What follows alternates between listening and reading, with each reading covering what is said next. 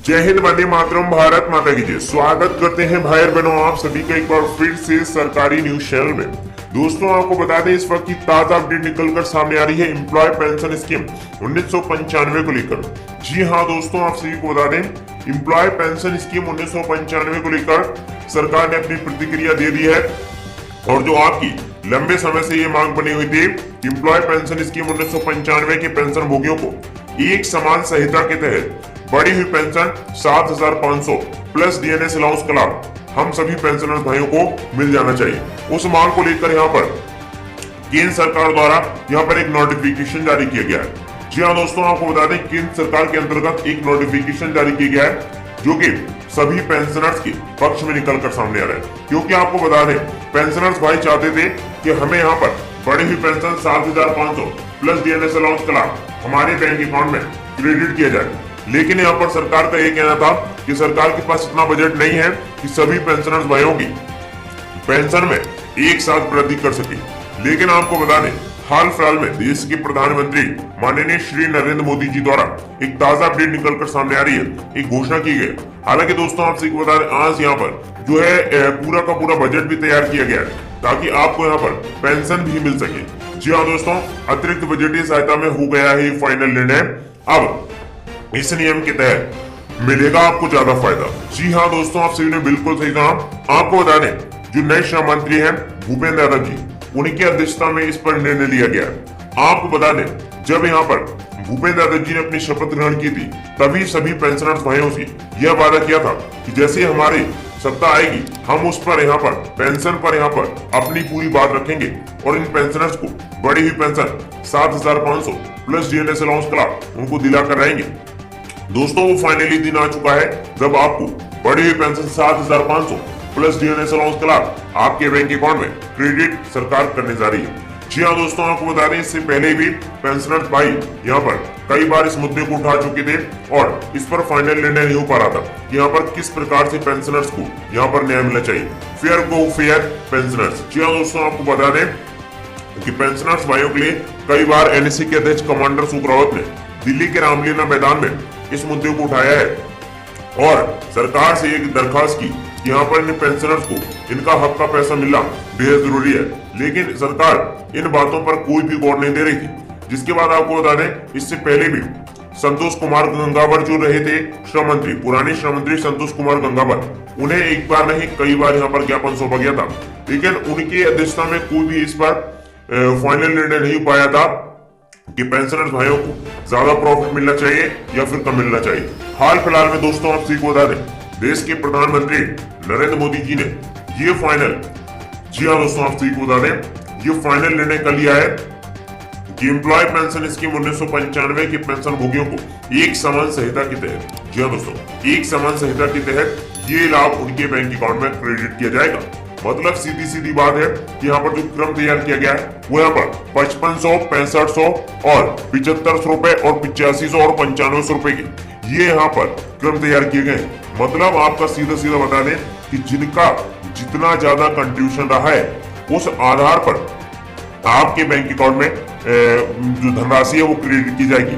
अगर कोई pensioners old pensioners है मतलब उसे यहाँ पर उसने ज्यादा कंट्रीब्यूट किया है तो उसे 9,500 रुपए मंथली यहाँ पर पेंशन देखने को मिलेगी। और अगर कोई पेंशनर्स यहाँ पर नया पेंशनर्स है मतलब उसने यहाँ पर 40 साल की उम्र के बाद ये योगदान शुरू किया था ईपीएफओ में यानी कि पीएफ खाते में, तो उसे यहाँ पर कम पेंशन देखने को मिलेगी। हालांकि उसका कंट्रीब्यूशन उस उम्र में भी ज्यादा ही लिया जाएगा। आपको ये पता होगा, आप ये सारी डिटेल अपने यूएएनए नंबर, जी हाँ दोस्तों ईपीएफओ के ऑफिशियल वेबसाइट से यूएनए नंबर टाइप करके यहाँ पर जांच कर सकते हैं या फिर नजदीकी सीएससी सेंटर पर जाकर भी ये सारी जानकारी प्राप्त कर सकते हैं। हाल फिलहाल में दोस्तों आप सभी को बता दें श्रम मंत्री भूपेंद्र यादव जी द्वारा एक बयान भी निकलकर सामने आ रहा है जिस बयान में एम्प्लॉय पेंशन स्कीम 1995 पर पूर्ण रूप से यहाँ पर चर्चा की गई।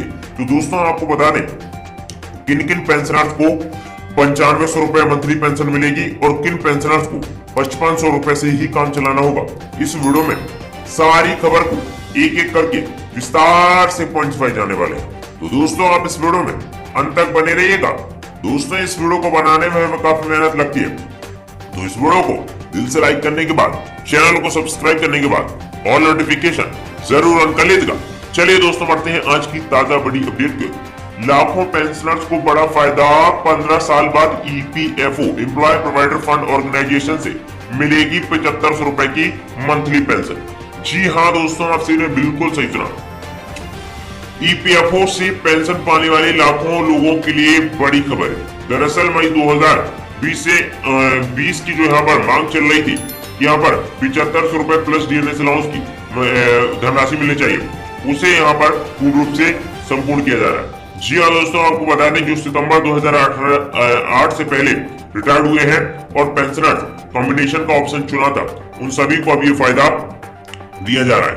जी हाँ दोस्तों, ईपीएफओ से पेंशन पाने वाले लाखों लोगों के लिए बड़ी खबर है।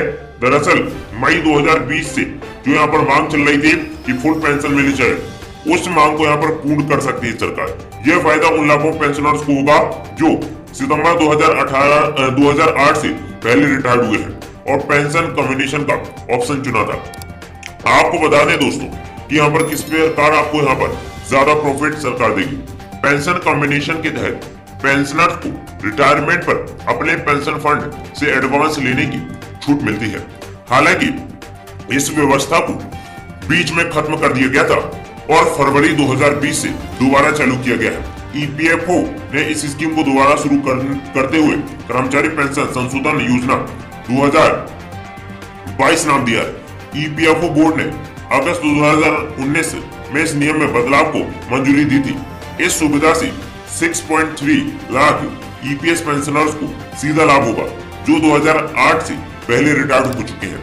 जी हाँ दोस्तों, आप सही बता दें, ईपीएस पेंशनर इस सुविधा के तहत 15,000 की पेंशन का 1/3 हिस्सा रिटायरमेंट के बाद एडवांस के रूप में निकाल सकते हैं। यह पैसा उन्हें एक मुक्त दिया जाएगा। मंथली पेंशन 3,000 रुपए, 33% एडवांस 990 रुपए, 15 साल के लिए एडवांस यहाँ पर 1,78,200 रुपए आपका बन जाएगा। इससे आपको यहाँ पर आप अपनी सारी जरूरतों को पूरा कर सकते हैं। इसके अलावा ईपीएफओ ऐसी व्यवस्था पर काम कर रहा है जिसमें व्यक्ति को रिटायरमेंट के दिन ही पीएफ मिल जाएगा और पेंशन भी तुरंत बनेगी। पीएफ के अधिकतम लाभ के लिए यूएनए को आधार के साथ जोड़ने की जरूरत है। ईपीएफओ नियोक्ता द्वारा कंप्लेन की निगरानी के लिए ई इंस्पेक्शन प्रणाली की शुरुआत करी गई। डीए एक्सपर्ट हरिशंकर तिवारी के मुताबिक ईपीएफओ की एक समिति ने आंशिक निवासी के 15 साल बाद फुल पेंशन बहाल करने को लेकर ईपीएफसी 95 के संशोधन की सिफारिश की थी। पेंशन कॉम्बिनेशन को बहाल करने की मांग थी, इसे 15 साल बाद बहाल किया गया है। यह सुविधा सरकारी कर्मचारी के लिए पहले से चली आ रही है। अब इसका फायदा प्राइवेट कर्मचारी को भी मिलने जा रहा है।